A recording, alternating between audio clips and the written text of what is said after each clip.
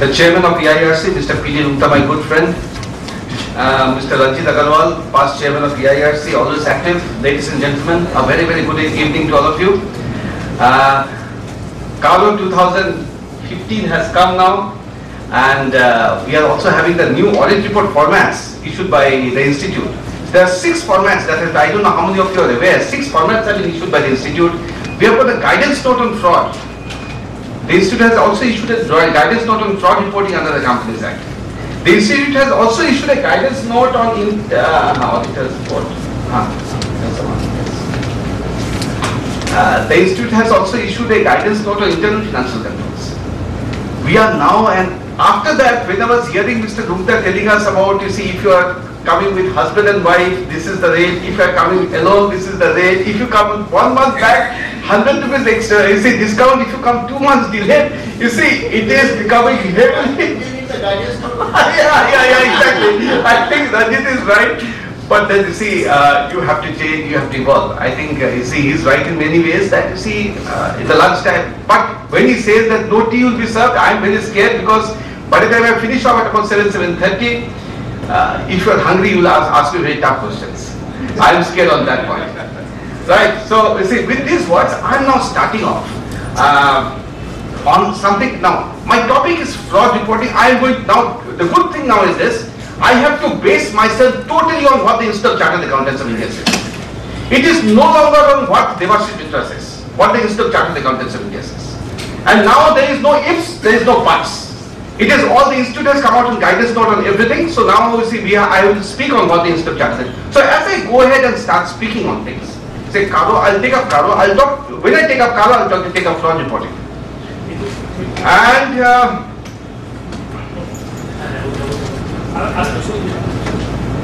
is that okay? Good. Right. And then I hope to, if I have the time, to go for the new illustrative format. You see, the Institute has issued 6 formats for reporting under the audit report under the Companies Act. I don't know how many of you are aware. One format is a bit different from the other. And we have to follow this format when you report for the for companies system, auditors reports. So I will pick up one format and try to dissect that format and take you through internal financial control in that format, whatever is it. First thing, let me take up Carlo. And see, and as I always say, enjoy yourself. See, the first thing I have made, a comparative study. And this comparative study is only relating to changes, mind you, only the changes. You will find in the net, a lot of comparative studies saying that this was in Carlo 2003, this is in Carlo 2015. I am not writing that. Only the changes I am talking about. See the major change in the first, this the applicability exclusions. See this and this have been excluded from Carlo reporting. It's not readable. Not visible? Readable. Not readable? Yeah. Small company, 1% company. Sir, this thing still not readable? Small company, all right. As you go ahead, you'll find you see words getting bigger. Small companies and 1% companies are excluded from Carlo. And they have gone ahead and excluded private limited companies also having free reserves and paid up capital up to 50 lakhs, turnover up to 5 crores and outstanding loans up to 25 lakhs from this list. Please note, this later part was there earlier. It was there earlier. The change is small company. The change is small company. What is a small company? And Government of India has already come and defined what's a small company. Because they have defined section 2 subsection 85 and now they have clarified the definition of small company, and it's going to be very, very important for us when we report. The small company as per section 2 subsection 85 of the Companies Act 2013 was that it should be a private limited company. Please note, it should be a private limited company whose paid up capital is 50 lakhs or less, doesn't exceed 50 lakhs, or the word used was or, whose turnover does not exceed 2 crores. That was the definition of small company given in section 2 subsection 85 of the Companies Act 2013. Since the word used was all in the Act, a question arose that if a company has a paid up capital of 40 lakhs and its turnover is 10 crores, will it be still a small company because it satisfies one condition but it does not satisfy the other? And the Institute of Company Secretaries of India in its FAQ had said that no, you must, the spirit of the law is you must satisfy both the conditions. But that was the viewpoint of the Institute of Company Secretaries of India. Not Institute of Chartered Accountants of India did not say anything on this. Now in the February 2015, the government of India has come out with a clarification saying that whatever the Institute of Chartered Company Secretaries were saying all along is right or should be read as and. That is, if you want to be treated as a small company, you have to be a private limited company and you have to, your paid up capital should not exceed 50 lakhs and your turnover should not exceed 2 crores. It is not or anymore, it is and. So if you are a private limited company whose paid up capital, as I said, then if you are a small company, you are excluded from carbon. Don't have to report on carbon. Don't have to report on carbon. Please note. But there is also one more exclusion. If you are a private limited company having paid up capital and reserves not exceeding 50 lakhs, here the word is paid up capital and reserves. Here the word was only paid up capital. Here the word is paid up capital and reserves. If your paid up capital and reserves does not exceed 50 lakhs, if you have not taken loans more than 25 lakhs, and if your turnover does not exceed 5 crores, here the turnover limit has gone up. Here the turnover limit has gone up. Then also you are excluded from reporting under carbon. 2 exclusions. So those of us who have a small company or who have a reasonably big size public private limited company, both these kind of companies will now be excluded from reporting under carbon. Right? Now if you are excluded, what do I do? How do I report the exclusions?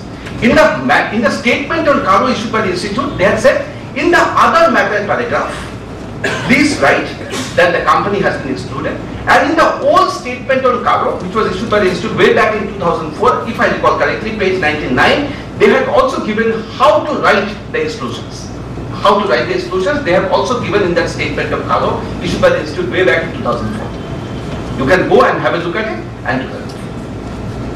Right? First point here. Anybody having any doubts on this? If you have any doubts, raise it, because I wouldn't like to take too many questions at the end. If you have any doubts, so as I said, 2 exclusions. Small companies, one person company, I'm not laying stress because it's not become very popular now. Small companies, private limited companies. These kind of companies are all excluded from the reporting under carbon. Please note, the Caro now says that you see from 1st of April 2014, that is from 14-15, Caro 2015 is applicable. And let me also tell you that on 10th of April 2015, the Caro 2015 has been notified. On the 10th of April 2015, Caro 2015 has been notified. It was released earlier. It was not notified. It has been notified on the 10th of April. So many of us, we thought, what is going to happen? This is released, not notified. They have, if you see the MCS site, you will find on 10th of April 2015, it has been notified. Caro has been notified, Caro 2015 has been notified in the official gazette on the 10th of April 2015. That's how it is. So for 14-15, this Caro 15 is applicable.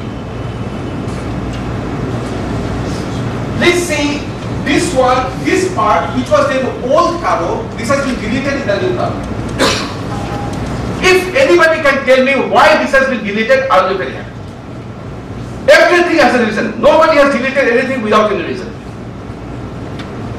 Nobody has deleted anything without, the government of India has not deleted all these things without any reason. Tell me why this has been deleted. Huh? Schedule 2 has not been carried. Subsidiary part of things have been disposed of, they are saying. Disposed of and sold off. Whether the going concern, this was there in the old Caro. But they have deleted and taken this whole thing out in the new Caro. Generally substantial part. Substantial part. Generally accepted accounting principle that it is on going concern basis. You see, no. I see what has happened. Yeah, madam, you are saying something? Someone might outsource the manufacturing and therefore. Huh? You? What if somebody has gone for outsourcing the manufacturing? No. What has happened is this. This substantial part of fixed assets that they are talking about was never defined in the Companies Act earlier. And then they, in the old Caro, they left it to the auditor to see, understand or see, make an analysis of what constitutes substantial part of fixed assets. If you see section 180 of the Companies Act 2013, restriction on powers of the board, they have defined what is a substantial part of fixed assets. And they said, if you sell 20% or more of the value of your fixed assets, then you are selling substantial part of your fixed assets. Since they have defined, and it is there in the Companies Act, they have said that it's no longer required because that is restriction. The board cannot sell any fixed asset which is more than 20% of the value of the total assets without passing a special resolution. That is section 180. So since it's there in section 180, they said why the auditor should go and report again here. Good change. Somewhere, somebody linked it up. Have a look at section 180, restriction on powers of the board. Right? So somewhere somebody linked it up. Because Mr. J.J. Irani used to say, Mr. J.J. Irani, by the way, Companies Act, the concept paper was developed by Mr. J.J. Irani. Those of us who are old timers who know that, he used to say, substantial part I will always define in the Companies Act. J.J. Irani used to say. And he went there and defined section 180, what is substantial part of fixed assets? 20% of the total value is substantial part of the fixed assets. Right? That's how it is.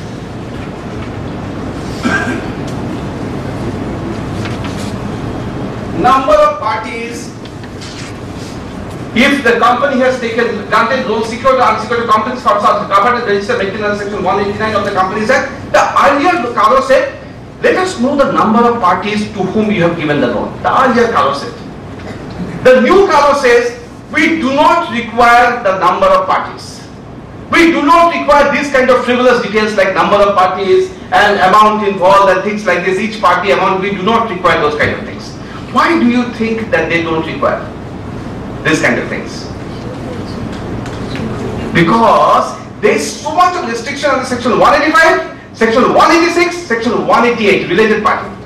So much of restriction being already there, they are saying we don't require all these things. The company will take care of all these things themselves. We do not want you to report on all this. Because the company itself is heavily restricted by 185, 186, 188, and especially 188. Related party, heavily restricted. So once the restrictions have come, why the auditor should go into all this? Let us leave it to the company. Very good change. Mind you, these changes have been done in consultation with the Institute of Chartered Accountants. Please note. Taken loans, secured, unsecured, all these things have been all related. 301 is what related party. Section 188 is so tough now. They said that with section 188 of the Companies Act relating to related party being so tough, we don't want the auditors to report all this. The company itself will comply. Why they feel the company itself will comply? Because of huge penal consequences for non-compliance. That's why they are saying we don't want the auditors to report on all these matters. Let the company itself comply. We are sure the company will comply because they say that there is huge penal consequences for non-compliance. So that's why they don't want us to report on all these matters.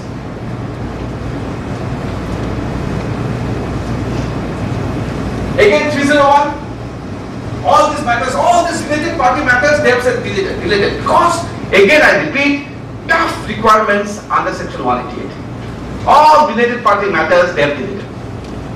Good for us. We don't have to report all this. Much very good for us. Don't have to report for all this. Internal audit system, you recall? They say we used to like if the paid up capital and reserves is 50 lakhs rupees or more, then whether the internal audit system is commensurate to the size of the company. All of us we have been reporting all this. Some of us we have reported the internal audit system requires further improvement. Some of us we reported the internal audit system is inadequate. Some of us we have reported that the internal audit system is commensurate to the size of the company.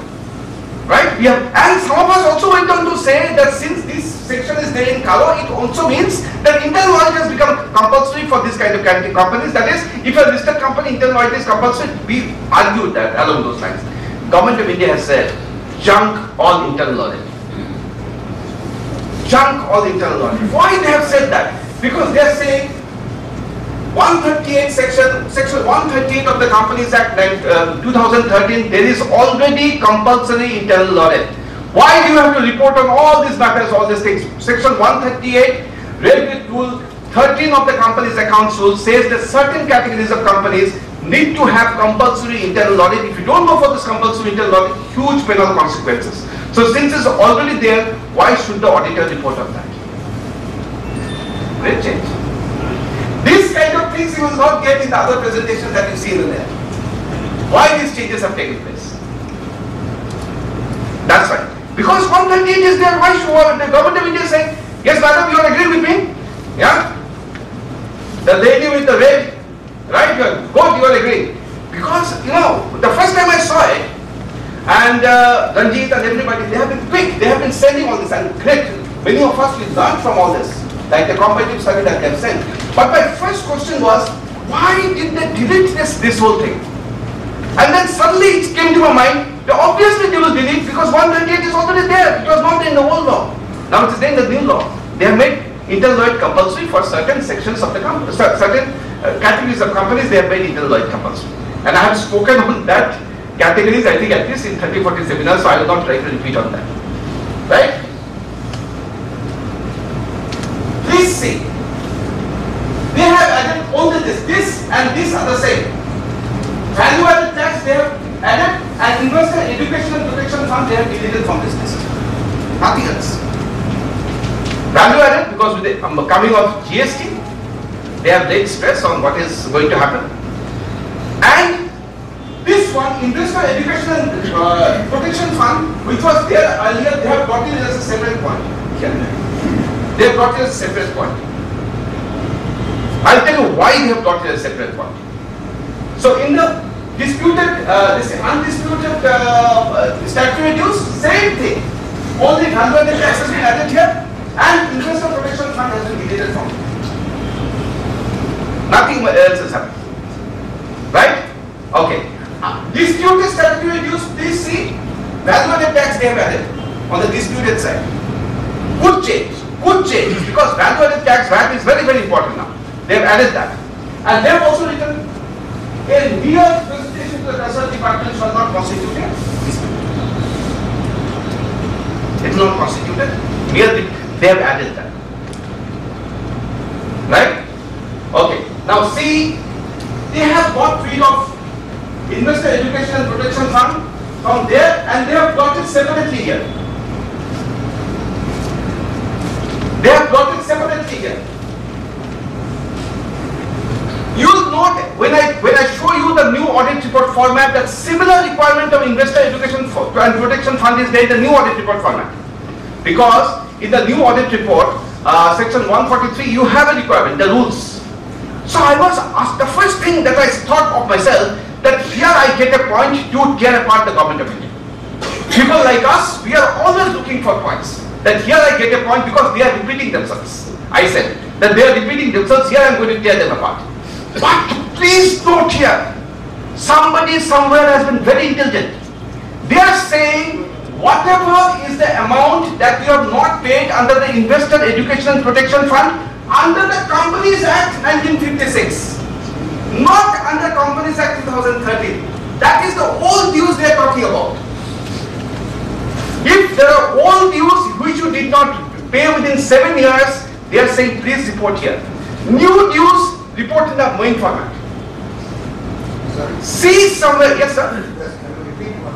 So what they are saying is this, in this please note, any amount not deposited under the Investor Education Fund, they are saying under the Companies Act 1956, that is, those are all the old dues. In the main audit report, which I also come, if I have the time to show you, they are also talking about non-deposit of Investor Education Fund, but they are not talking about Companies Act 1956. They are saying that any of the funds not even deposited under Companies Act 2013 also, that also you report there. See the subtle distinction between the two. See the subtle distinction. This is Companies Act 1956.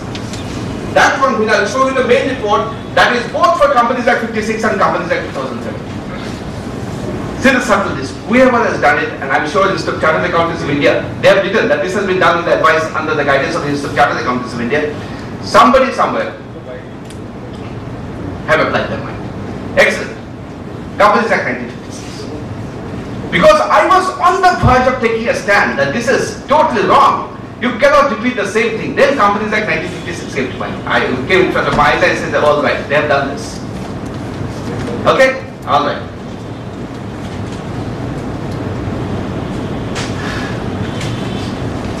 These things, they are saying that break of shares, these kind of things are highly regulated under the Companies Act 2013. They are saying that the auditors, we don't want auditors to report to us because we are already highly regulated all these things under the Companies Act 2013. Cheat fund, Nidhi and all this, you see, I don't know how many of us. Can anybody tell me even one of us who reported under this Cheat Fund Act in the old Karo? Any of us who did? They said that it's no longer required. They have got rid of this whole cheat fund and all these things from Karo 2015. They have got rid of this. Right? They have got rid of this. Companies dealing in trading of securities, which was there in the Karo 2013, they are saying because of the regulated environment, we do not require the auditors to report on that. Deleted. Usage of funds raised on public issues, SEBI being very strong, they are saying deleted. Don't report on all these matters. Let SEBI take care of all this. Right? Preferential allotment of shares. Whether the value of the shares that is allotted on a preferential basis, whether value is, whether the shares at which were issued on preferential basis, whether they have been prejudicial to the interests of the company. See why they have deleted this. Here I was preparing, I could not write the whole thing, maybe I'll prepare some kind of paper where I'm going to say why they have deleted this. Section 62 of the Companies Act 2013, it says, if you are going for preferential allotment of shares, you have to go for a special resolution. What is preferential allotment of shares? It is not issue of preferential, by the way. Right? It means that you are not issuing shares on rights basis. That is, you are not issuing shares in the proportion in which the existing shares are held by the company. Suppose I and Ranjit, we hold 50% shares in the company. Right? I want to issue preferential allotment of shares. That is, I issue the shares not to myself, the company issued the shares not to me or to him, but to Mr. Agarwal. And company issued all the shares to him. Right? That is called preferential allotment. If the company issues further 100 shares, and if in the further 100 shares that is issued, 50 shares are issued to me, and 50 shares are issued to Mr. Ranjit Agarwal, in that case, that is rights issue. You are issuing the shares in the same proportion in which I am holding it. But if if the company gives preference in issuing of the shares, that is for preferential allotment of shares. Section 62 says, if you are going for preferential allotment of shares, in that case you have to go for a special resolution, number one. And number two, most important, why this has been got rid of? You have to go for a valuation of shares. You have to go for a valuation of shares. You have to go for a valuation of shares. Then only you can issue the shares. Preferential allotment. Since you have to go for a valuation of shares, since you cannot issue shares at a price which is lesser than the valued price, you can go for higher than the, but not at lesser than the valued price. That's why this kind of things have become not required, irrelevant. But SEBI in any case is going to vouch for this and then only they are giving the company. SEBI is something else. SEBI will do this job now when it goes to preferential allotment. But this is not for SEBI, this is for all companies. Karo is for listed as well as unlisted companies. Please note, Karo is for all companies, listed as well as unlisted. Section 62, when I say that Section 62 is applicable for both listed as well as unlisted companies. So what is Section 62 saying? If you want to go for a preferential allotment, go for special resolution. And number two, go for valuation of shares. Once they are going for valuation of shares, this point about issuing the shares at a rate which is prejudicial and all these things, they become defunct. That's why they have dropped this point. You see, everything has risen there. If you look spread out in the Companies Act 2013 are the reasons why they have deleted all this. Right share special resolution not required. Not required. Certainly not. Certainly not. Section 62 not required. Debentures similar, end users pocket money similar, fraud. I am coming to fraud. This is one change where there is no change, but still I have retained this in the presentation. I have still retained this in the presentation, even though there is no change on fraud. You see, fraud reporting this time is on two fronts. One under section 142(12) and one under Karo. And I want to bring out the distinction and tell you what the Institute's guidance note says on this matter. See this? Fraud on or by the company has been noticed or reported during the year by management. All this time the institute has told us on this Caro, the old Caro and the new Caro is same on fraud. The institute told us that what to do is this, you seek some kind of representation from the management whether any fraud has been on or by the company. Please note, on company or by the company has been noticed during the year, and if the company says no, you see no fraud has been noticed, you report in your Caro report that the management has said that no fraud on or by the company has been noticed during the year. The institute also went on to tell us that we are not supposed to be private detectives. We are not supposed to be private detectives. That is the Caro 2003, and the same rule follows in Caro 2015. No change. But a great change is section 143, 142, subsection 12. Here we have to go for the additional fraud report. And that has not, that is just because they have retained it, it does not mean that they have got rid of this. This is where the challenge is, 142 subsection 12 of the Companies Act. And this is because the challenge the institute has issued a guidance note. I don't know how many of you have seen the guidance note. You have to see it. It is going to save us. I will tell you why it is going to save us. Right? What are they saying in 142.12? They are saying that when I am going for audit, if any fraud has been committed or is being committed, please note, has been committed or is being committed by officers or employees of the company, please note, here it is on the company or by the company. In the case of section 142.12, it is not by the company. It is on the company. By officers or employees of the company, somebody is committing a fraud. In that case, what they are saying, irrespective of the amount involved, please write a letter once you are convinced. Please write a letter to the board of directors of the audit committee saying that this is the fraud that has been committed or is going to be committed. And reply to us within 45 days what exactly is your viewpoint on this fraud that we have found out. And then after having received the reply within 45 days, within 15 days, we have to, 15 days after the expiry of the 45 days, we are supposed to let the Government of India know about our finding by using a form called ADP4. Government of India is telling us that please send us a hard copy of the form addressed to the Secretary, Ministry of Corporate Affairs. When you are using the hard copy of the form, do not use courier in sending. Please go by the old time tested registered post or speed post, and then also upload the soft copy of your finding of the fraud. The first thing, and this is where the institute comes in, the guidance notes comes in. The first thing that the institute raised was this, that this fraud reporting that we are talking about under section 142 subsection 12 of the Companies Act does not have any materiality. That is, even if the fraud is 100 rupees, I still have to report that fraud.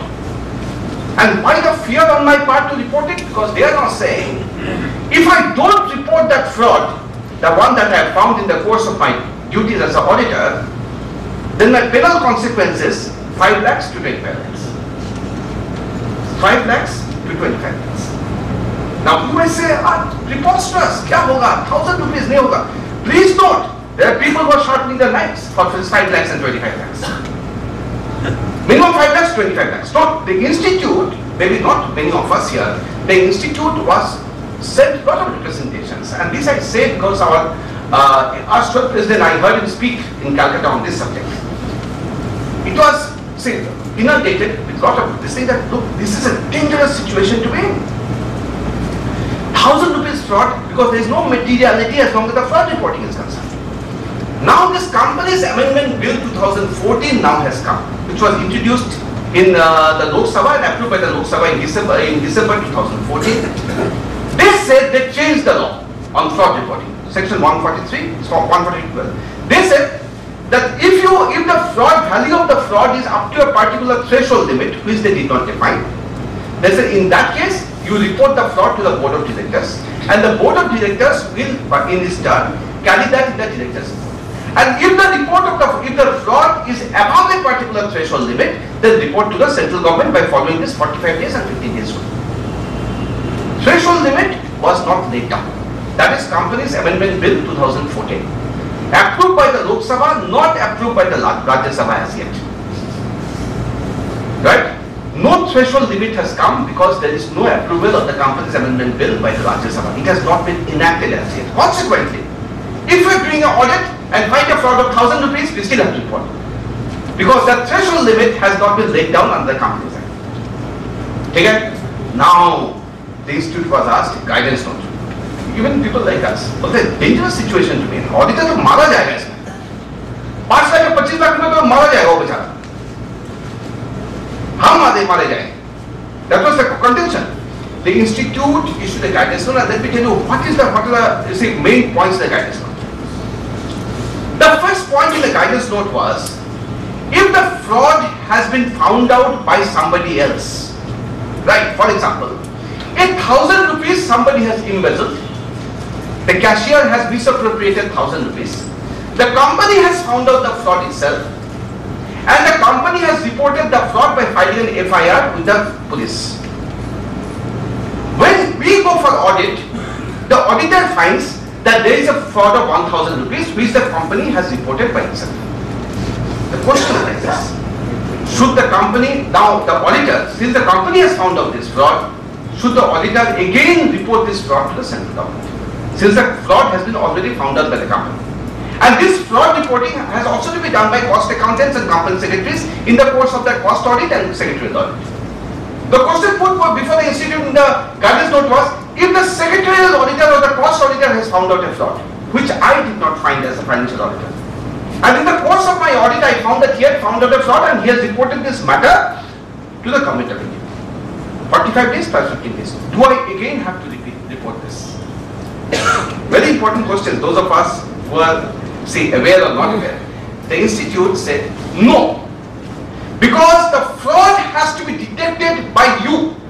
The fraud that has been detected by you, only that fraud please report.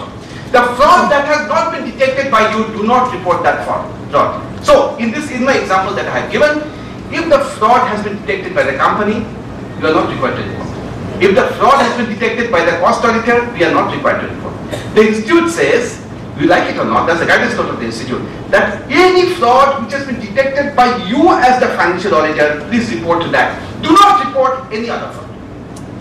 Taking the same proof, suppose during the course of bank audit a particular fraud of a particular amount is being detected by the bank itself, and which is already reported, but against it an FIR has already been lodged. So as a bank audit, is it required to be reported to the RBI? You see, the problem is this. This same question I asked of Mr. Amarjit Chopra. The same question I asked of Mr. Amarjit Chopra. That what is happening on this, this kya point and those kind of things. And Mr. Amarjit Chopra, and you see, I agree with him. And the answer was also in my question. I said that, look sir, and that was, I asked him this question before the bank audit. I said, look sir, the preamble to the Companies Act says that the Companies Act 2013 will be applicable to banks and insurance companies. But if the provisions of the banks and insurance companies clash with the provisions of the Companies Act 2013, then the provisions of the Banking Companies Regulation Act will prevail and not the Companies Act. And the fraud reporting requirements under the Banking Companies Regulations Act is not the same as the fraud requirements under the Companies Act 2013. That's why we don't have to go for this 45 days and 15 days in the case of banks or insurance companies. In that case, it has to be reported to RBI. Yeah, you say it has to be reported to RBI. That's the way you used to do earlier.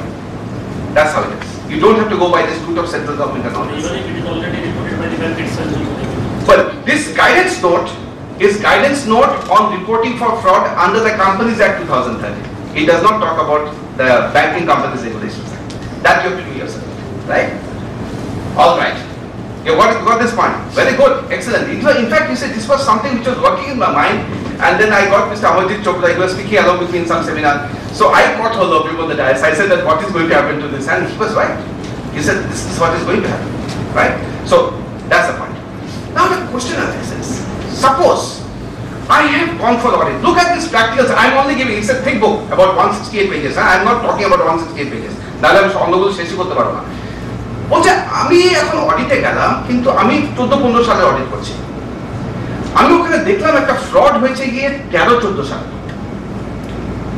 Audit করতে করতে আমি 13-14 সালের fraud দেখলাম, কিন্তু ফ্রডটা 14-15 সালের fraud না। Do I have to report that? Same auditor for Same auditor or this thing, whatever. Same auditor, he may not like to report. So you see, suppose there are other auditors or whatever it is. Whatever it is, the issue is, if I have gone for 14-15 and I find a fraud for 13-14, do I have to report this? And here the institute became a bit controversial. I have seen a lot of past presidents not agreeing with the institute's point of view, but this is the point of view of in the guidance note. The institute has said that if the 13-14 that you have seen is material, please go ahead and report it. You cannot wait, you cannot just say that I am the auditor of 14-15, that's why I will not report for 13-14. But the contrary view is that since I am targeting 14-15, I have no business reporting for 13-14. And for 13-14 also Companies Act 2013 was not applicable. That's a contrary view. But the institute has taken a stand that you see, we as auditors, see, we have, the society has great expectations from us. So whatever fraud we get, we report. Sir, if the fraud was committed, still I get 1230. That is the institute's point. They said earlier years. Yeah. Earlier years. That's the institute's viewpoint. So the only way is to turn a blind eye. But they say turn a blind eye. No. See that, you see, but once you find out a fraud, for 12, 13 or 13, 14, and they are saying material. You see, if it's a material, you cannot turn it like that. Huge crores of rupees have been siphoned off, and you find that that's been done in 13, 14. How can you turn a blind eye to that even though you are the auditor of 14, 15? You cannot turn a blind eye. If you turn a blind eye, in that case it will be at a peril. At a own peril, right? That's the second question that the institute has answered. First one? It is not true and fair because the Okay, I agree with you, sir. That's the point of view of the institute. That's the point of view of the institute. Good that you are saying it, but I don't know, I don't know how many of you will practice this when you go for audit. Alright. But the institute has taken your viewpoint. It's not true and fair, it is not right, but the contrary view is, you are forcing us. You say, are we the only ethical guys in the town? What about the management? Everything you are hitting on us, that the auditor should do reporting on everything. Are we the only ethical guys in town? That is the contrary view. Right? So that's how it is. 13-14 Companies Act 2013 was not applicable. Companies Act 2013 is applicable from 14-15 onwards. So they are saying, why should we go? But the institute has taken your point of view. Yes, somebody was asking me a question. Audit is based on sampling in many cases. Audit is in many cases. Every time you have to go for sampling. So if I choose a sample and in that sample there is a fraud or there is some error, I change the sample. Who knows? I have not heard you. Thank you. Alright, I have not heard you. What is Because I am aware of that I am being recorded, huh? I might be seeing my name might be cancelled altogether. I have not heard you, right? So, but the institute's point of view is this. Okay? The third point of view, yes. If there was a fraud, the auditor could not found, but should have been found out. Should have been found out if the auditor would have been diligent. And if it is, that's why it is not reported. What is the penalty? The auditor could not. You see, what you are saying is, if the fraud could not be, you see, as he has rightly said, as a gentleman there, we never do 100% checking. We have never done 100. We do a lot of test checks, right? We do a lot of test checks. So if in the course of sampling, if the sampling misses a fraud, provided your documentation is right, nobody can touch it. Nobody can touch it. The government of India never says, and the Institute of Chartered Accountants of India never says, and since I'm being recorded, I will tell you this, that you should go for 100% checking. Nobody says you should. What they are saying is this, that we have an auditing standard on sampling, and auditing standards have become compulsory now. Since there is an auditing standard on sampling, they are saying that please go for that auditing standard on sampling and ensure that their samples are correct and you do it. Right? That's what they're saying. Right? Third question. You see, once I get a fraud, I have to write to the government of India within to the company within 45 days or the audit committee, and within 15 days after the expiry of the 45 days, I have to upload that to the government of India using 1884. Now, the issue was, suppose I have written to the board of directors about that there is a fraud, and the board of directors has come back to me and said that, look, Mr. Mitra, you might be good, but you are not so good. There was no fraud. Your perception is wrong. There was no fraud. your perception is wrong, there was no fraud at all. And with the reply of the board of directors, you are convinced that the board of directors is correct. Actually, whatever you thought as a fraud was actually not a fraud because of the reply that you have received from the board of directors or the audit committee. Now, question arises, once you are satisfied, do I have a duty to report this matter to Government of India by using entity form? Earlier, including my point of view was that irrespective of whether you are satisfied or not satisfied, you have to report this matter to the Government of India once you have triggered the fraud reporting exercise. The guidance note says that if you are satisfied, you don't have to report the matter to Government of India again. Great relief. If the board of directors have satisfied you, don't have to report the matter to the Government. But sir, if the test of negligence, if it fails, then what is the point of having an audit? I mean, the management may say whatever it wants to say. No, you see, management, suppose you have found or negligence. No, negligence, you see, you don't agree with the management, na? Suppose you have said that 2,000 rupees have been misappropriated by a staff of the company, officer of the company. The management says, and gives a reply to you that 2,000 rupees has not been misappropriated, is still lying with the company. It's up to you to take a call. That's the time you have to apply your brain. Nobody, institute will not come with a guidance note and try to apply, say, help you out. Many of us, we expect an institute to hold our hands and you say, no, those are the areas where we have to apply our brain. So once you find that yes, the management has said that 2,000 rupees is still lying with the company and not has been misappropriated, and if you are satisfied and if you have seen that yes, this amount is still there, the issue is the institute has given us a big escape route. They have said, don't report the matter to the Government of India. Very good, otherwise edited for the Government of India, you have to report, so many things would have happened. But this guidance note, it says you don't have to report the matter to the Government of India if you are satisfied with the management's reply. But if you are not satisfied, then you have to report to the Government of India. Certainly. With the comments of the board of directors. Certainly yes. Certainly yes. So that they disagree. Certainly yes. Certainly yes. Certainly yes. Certainly yes, Mr. Bandhavata. That's right. I agree with you. Anybody having any queries of fraud at this stage? What constitutes fraud? Section 447. You see, don't ask me basic questions. Section 447 has already defined fraud. Go back and have a look at Section 447 of the Companies Act 2013. I have already told you the section. Section 447 has already defined what is a fraud. I have a presentation on fraud, but see, today I don't want to make a presentation on that. If I have the time, maybe I'll make a presentation. Right? You want to ask something? You want to ask something? No. Suppose at the time of audit, I find that somebody has given a traveling voucher or traveling to this. So I have seen the voucher. Subsequent to the income tax proceeding, it comes out that is the change. You say subsequently, whatever the income tax proceedings they might say. For example, I have an income tax officer. Today I was writing a petition under section 271(1)(c), penalty proceedings. You say income tax may say that this travel is for personal expenses, personal travel, and not, you see, for the business purposes. In that case, that is the viewpoint of the income tax department. Your viewpoint could be different. So, see, if you have written, if you have passed something on the bona fide belief that yes, it is for the bona fide business expenses, nobody can hold you guilty after that. That is basic. That's nothing to do with Companies Act 2013, right? But please note, since you're talking about personal expenses, Section 227(1)(a) of the Companies Act 1956 was there. Now, even in this new Companies Act, you still have to report for personal expenses.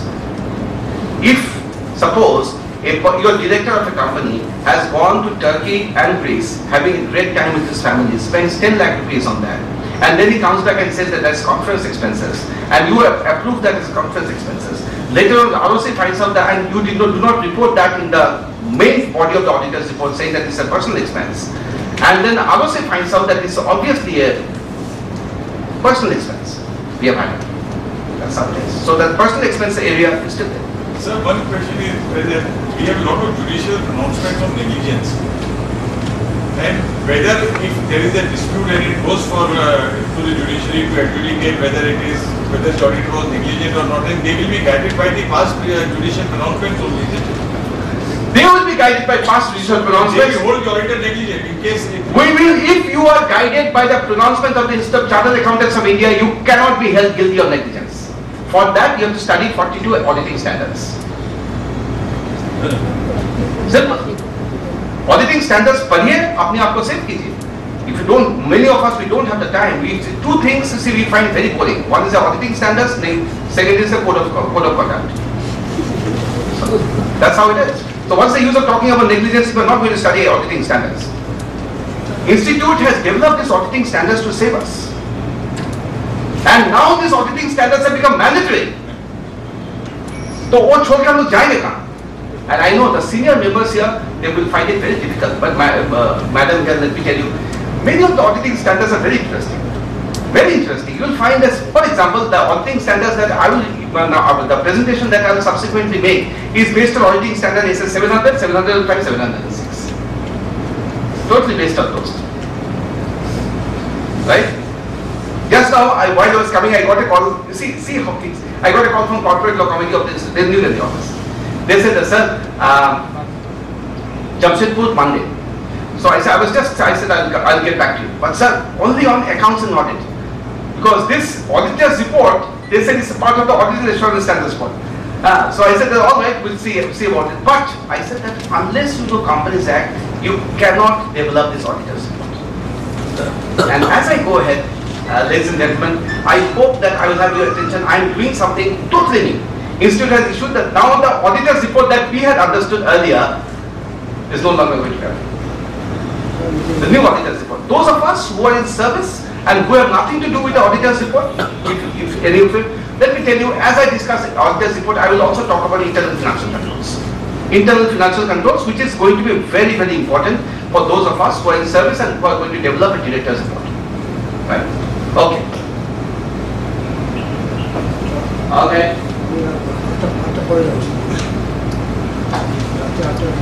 45 minutes.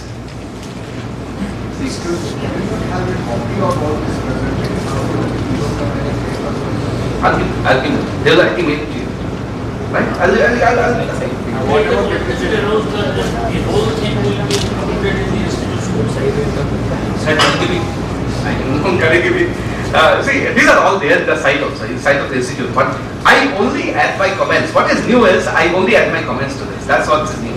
Otherwise, nothing is new. Okay, yeah, I agree with you. I totally agree with you. You see, have a look at this. See this before you go ahead. Mr. Bandhavada, I hope this is okay. Readable now? This is okay?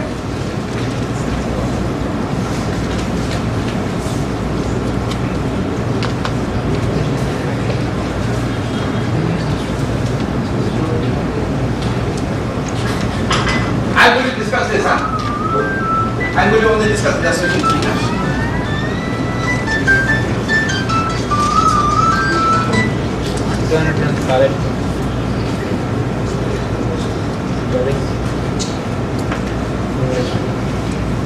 इसको देखिए, ये आपका heart and obviously this is the heart and soul of an audit.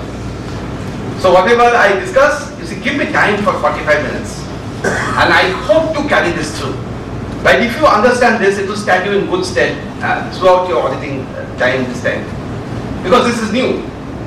I am not saying something which is old, and I always take huge interest in speaking on something which is new and challenging.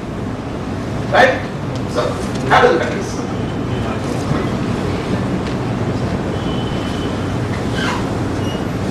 You will only get this in the site of the institute, but since it was there in December, now you have to search for this to get these 6 illustrative formats. But they are there. They are there. You will have to search for the 6 illustrative formats.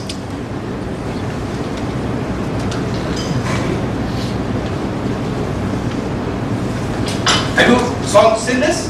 Please see, this is the unmodified opinion, qualified opinion, adverse opinion, disclaimer.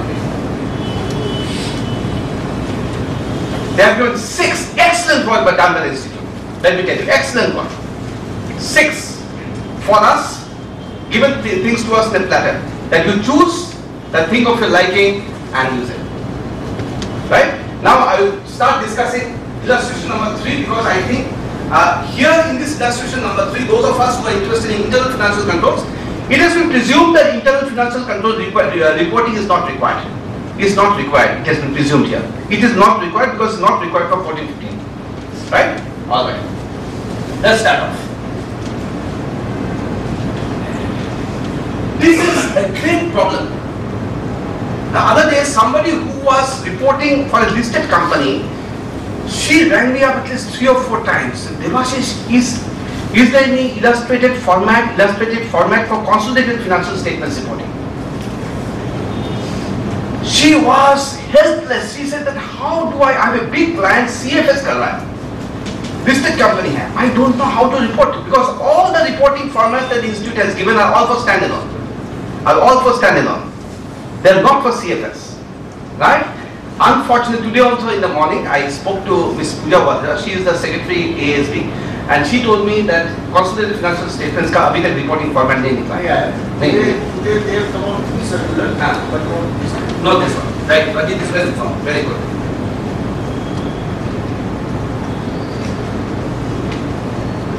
So this illustration number 3, see the circumstances under which the illustration number 3 has been developed. Auditor a complete set of standalone purpose financial statements. Like this one, it has issued a qualified opinion. The independent auditor has issued a qualified opinion. Right? Take it. Tell me.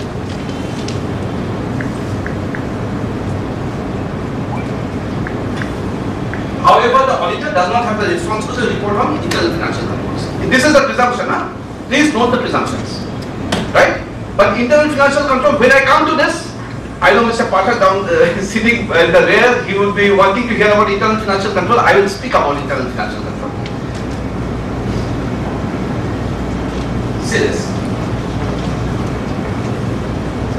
Now, the institute is saying wherever you use standalone, please note, if it is a company which does not have subsidiaries, that is, if you are not required to prepare consolidated financial statements, then the institute is saying, do not, I repeat, do not use the word standalone.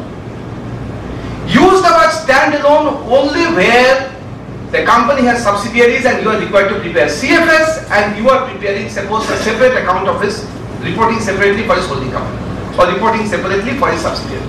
Then only the institute is saying, use the word standalone.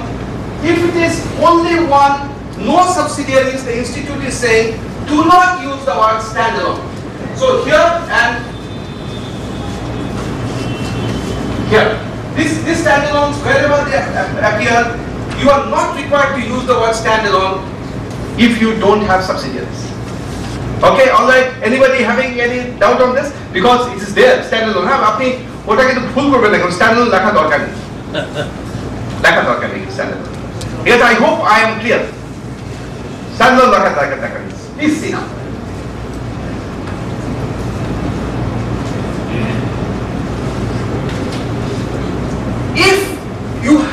If the company has branches, and if as an auditor you have taken into account the branch auditor's report done by others, then you see you talk about this. If the company does not have branches, you are not required to talk about from this to this, not required. Not required. If the company does not have branches, you are not required to talk about in which are incorporated returns for the year and this, not required. Not required. Right? I hope I am carrying everybody till now. If you are still confused, raise your hand. I am willing to be patient. In case of a holding company, In case of? Holding company. Holding company. Of its own balance sheet, the standalone thing should not be written. It should be written. And in case of the CFS? CFS consolidated, then it will not be written as standalone. It will be written as consolidated financial Same statement. format without the word. No, I don't know of the format. Institute has not issued the format as yet. Institute is as confused as you and me are.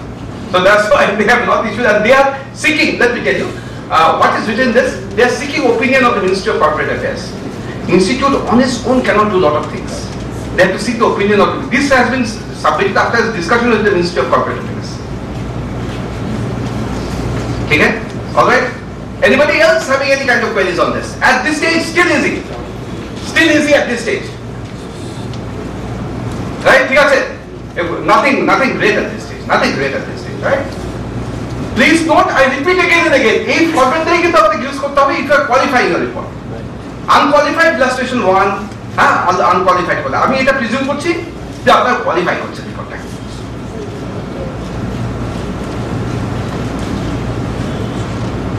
Again, if it is not standalone, if there is no CFS, the company does not have any subsidiaries, don't use the word standalone.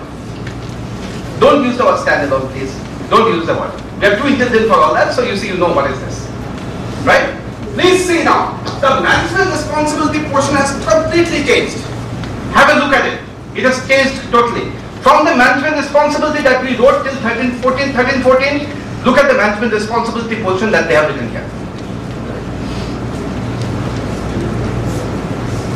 Under section 134 of 5 of the Companies Act 2013, anybody who can tell me what is 134 subsection 5? Anybody here?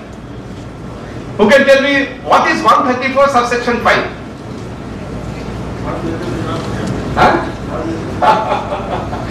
Right. You see, it is a director's responsibility statement. 134 subsection 5 is a director's responsibility statement. That says that the companies has prepared, has followed the accounting standards, applied the accounting policies consistently. Those are the director's responsibilities. So they are saying that the board has prepared these accounts in compliance with 134.5. That is in the director's responsibility statement. The board has said that, you see, they have complied with all the accounting standards, going concern, everything. So they have prepared this account, management has prepared this accounts in accordance with 134 subsection 5 of the Companies Act 2013. You get it? Alright. Again, standalone. Forget it.